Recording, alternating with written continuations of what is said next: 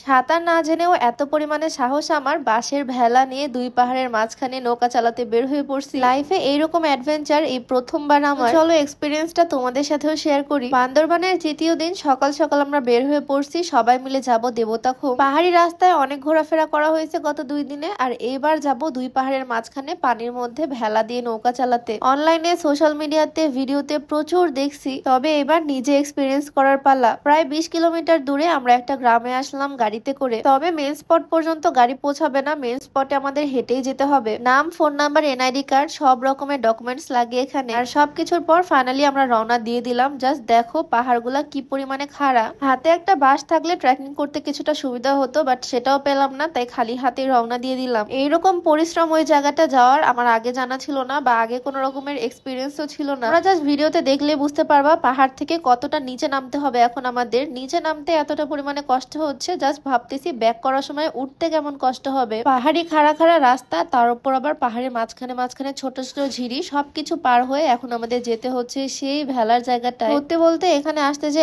এত কষ্ট হয় সেটা আমার আগে জানা ছিল না। প্রায় 1.5 ঘন্টার মতো পাহাড়ের উঁচু নিচু রাস্তায় ট্রেকিং করে করে সেই জায়গাটায় পৌঁছতে হবে। প্রচুর কষ্ট হচ্ছে, ওঠার সময় আরো বেশি কষ্ট হবে, বাট প্রাকৃতিক এই সৌন্দর্যগুলো দেখলে মনটা ভরে যাচ্ছে। প্রায় 1.5 ঘন্টার মতো পাহাড়ে হাঁটাহাঁটি করার পর আমরা এসে পৌঁছালাম দেবতাখুমে। এখানে এসে একটু শরবত খাওয়ার ব্যবস্থা আছে, কারণ সবাই এখানে আসতে আসতে হাঁপিয়ে যায়। তবে মেন যে পয়েন্টটা সেটা এখান থেকে আরো কিছুটা দূরে। আবারও সে পাহাড় পাথর মাটি পার হয়ে যাচ্ছি সেখানে। ভিডিও দেখে মনে হচ্ছে আমি এখানে গেম খেলতেছি। আর লাস্টের এই রাস্তাটা কি যে পিছলা ছিল, বাপরে বাপ, মনে তো হচ্ছে এখান থেকে পড়িয়ে যাব।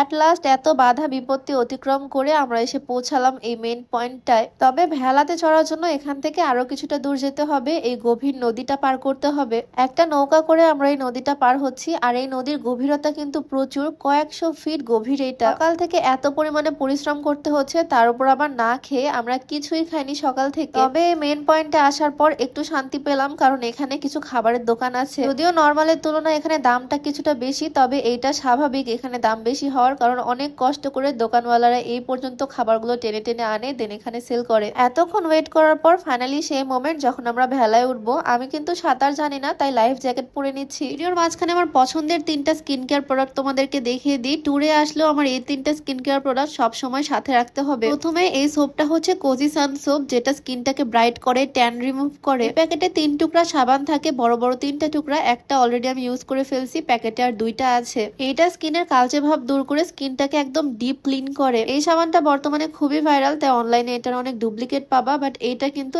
একদম অরিজিনাল 100% ফিলিপিনের প্রোডাক্ট। যেহেতু অরিজিনালটা পাইছি তাই উপকারও বেশ ভালোই পাচ্ছি। আর এইটা হচ্ছে ওসুফি সিরাম। এইটা এসেন্স, টোনার এবং সিরাম হিসেবে কাজ করে, মানে একটা প্রোডাক্ট দিয়ে অনেকগুলো বেনিফিট পাওয়া যায়। স্কিনকে গ্লো করে, হেলদি করে। এইটাও একদম অরিজিনাল, বাট অনেক কম দামে পেয়েছি। এই নাইট ক্রিমটা একটা গ্লুটাথিয়ন নাইট ক্রিম, যেটা স্কিনকে ফর্সা করবে, দাগ দূর করবে, হেলদি ভাবে স্কিনকে সুন্দর করবে। এই ক্রিমের মধ্যে প্রচুর পরিমাণে গ্লুটাথিয়ন আছে, যা স্কিনকে ফর্সা করবে, তাও আবার কোনো রকমের সাইড ইফেক্ট ছাড়াই। প্রত্যেকটা অথেন্টিক প্রোডাক্ট তোমরা পেয়ে যাবা beauty of Priya Facebook page থেকে। পেজটা আমি ডেসক্রিপশনে মেনশন করে দিব। যাই হোক, ভিডিওতে ব্যাক করি। এদিকে আমি দেবতাখুম এসে আগে লাইফ জ্যাকেটটা পরে নিয়েছি, কারণ লাইফ জ্যাকেট ছাড়া আমি একদমই অচল। আমি কিন্তু সাঁতার জানি না, আর পাহাড়ের মাঝখানে এই জলাশয়গুলো কয়েকশো ফিট গভীর। আমার হাজব্যান্ড কিন্তু সাঁতার জানে, তারপরও সে লাইফ জ্যাকেট পরে নিচ্ছে, মানে এই জায়গাটা অনেক রিস্কি। আর আমাদের মধ্যে সবচেয়ে কিউট লাগতেছে ফারাজ বাবাকে। যাই হোক, তো ফাইনালি আমরা রেডি। বিসমিল্লাহ বলে নৌকা নিয়ে রওনা দিয়ে দিলাম। যদিও এগুলোকে ঠিক নৌকা বলে না, এগুলো হচ্ছে বাঁশের ভেলা।